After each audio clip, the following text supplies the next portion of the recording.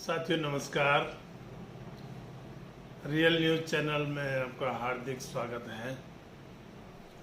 भाई नेता हो तो चंद्रशेखर आजाद जैसा।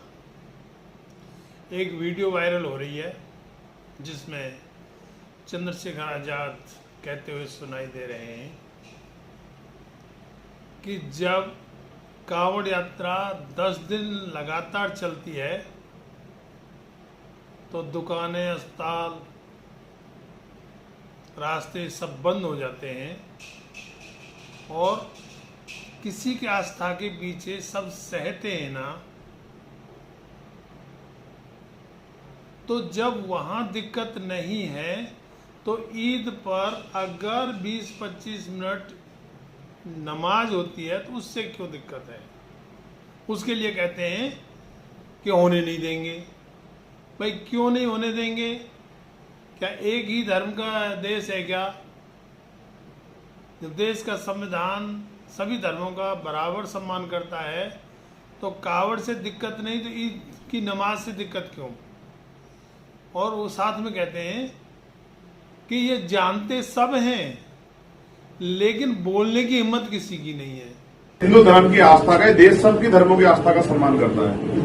हिंदू धर्म की आस्था है, 10 दिन कावड़ चलता है, सारे होटल बंद होते हैं, अस्पताल बंद होते हैं। कई बार ऐसा हो कि अस्पताल जाना होता है लेकिन उनका साथ जा नहीं सकते, कोई और को जाते हैं, परेशान होते हैं। लेकिन क्योंकि उनकी आस्था को ठेस न पहुंचे और उनकी धर्म में कोई रुकावट ना, तो लोग सहते हैं उसको, सहते नहीं सहते। लेकिन 20 मिनट अगर ईद वाले दिन नमाज हो रही है तो कह रहे होने नहीं देंगे, ये वहीं पढ़ो, ये वहीं पढ़ो। आप मुझे बताओ, ये सामूहिक होती है, ईदगाह पे होती है तो सब लोग इकट्ठा होते हैं तो कह रहे नहीं करने नहीं देंगे, करने नहीं देंगे, ये हो जाएगा वो हो जाएगा। तो क्यों? ये क्या है? देश एक ही धर्म का है तो सब नहीं जानते, ये बात गलत है, लेकिन किसी की हिम्मत नहीं है। तो इस पर पक्ष और विपक्ष दोनों द्वंद्वित हैं। जहां बीजेपी उसका अपने हिसाब से हिसाब लगा रही है और उसका जो है उनके पूर्व सांसद कन्नौज से सुब्रत पाठक वो अपना अलग ही तर्क दे रहे हैं कि कावड़ तो साल में एक बार आती है, नमाज तो रोज या हर शुक्रवार को पढ़ी जाती है, जबकि चंद्रशेखर आजाद जी ने ईद की नमाज के लिए कहा है। लेकिन उन्हें कंफ्यूज करना है सुब्रत पाठक को, तो इसलिए सुब्रत पाठक कह रहे हैं वो तो रोज पढ़ी जाती है, शुक्रवार को पढ़ी जाती है। अरे भाई, शुक्रवार को या रोज की ईद जो है, ईद नहीं आती है। नमाज तो रोज पढ़ी जाती है, जुमे की नमाज हफ्ते में एक बार पढ़ी जाती है, तो नमाज से कोई कांवड़िया यात्रा की तुलना नहीं हो सकती। और यदि नमाज सड़क पर पढ़ने की आवश्यकता क्या है? अगर इतनी ही चिंता थी तो आप उनको सलाह दे सकते थे कि वो अपने घर में बैठकर नमाज। तो इस पर एक तरफ जहां पक्ष को मिर्ची लग रही है तो दूसरी तरफ विपक्ष के भी कान खड़े हो रहे हैं। जो विपक्ष बीजेपी विरोध के नाम पर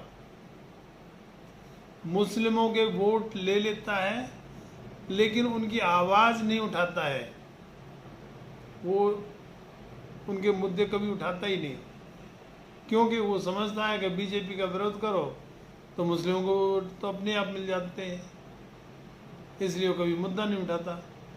तो चंद्रशेखर आजाद ने ये मुद्दा उठा के दोनों तरफ सनसनी पैदा कर दी है। अब देखना है इस पर आगे क्या है। वैसे बात इतनी कांटे की है चंद्रशेखर आजाद जी ने जो संवैधानिक है। हमारी प्रस्तावना में, हमारी उद्देशिका में वो क्लियर है, पंथ निरपेक्ष राष्ट्र, जिसमें सरकार का कोई धर्म नहीं है लेकिन सभी धर्मों को अपनी अपनी उपासना करने का अधिकार है, और कोई किसी धर्म को ना भी माने तो उसको भी ये छूट है, उसको भी ये आज़ादी है। लेकिन अपने धर्म को श्रेष्ठ कह के दूसरे धर्मों का या उनके लोगों का अपमान करना कुछ लोग की राजनीति होती है और उसे करते हैं। लेकिन चंद्रशेखर आजाद ने बिल्कुल जायज़ बात कही है। सिर्फ यही नहीं, चंद्रशेखर आजाद जहाँ कहीं इंसिडेंट होता है वहाँ चंद्रशेखर आज़ाद ही दिखाई देते हैं।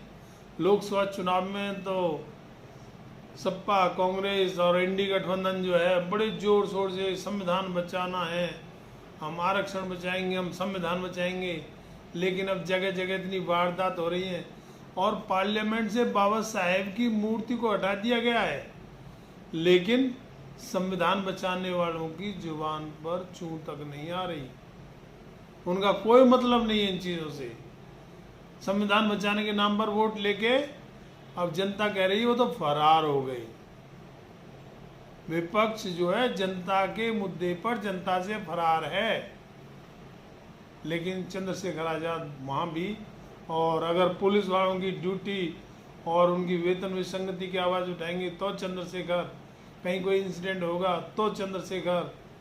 अब ईद और नमाज, जहाँ सभी धर्मों का बराबर का सम्मान होना चाहिए, उस बात पर भी आवाज़ उठाएंगे तो चंद्रशेखर।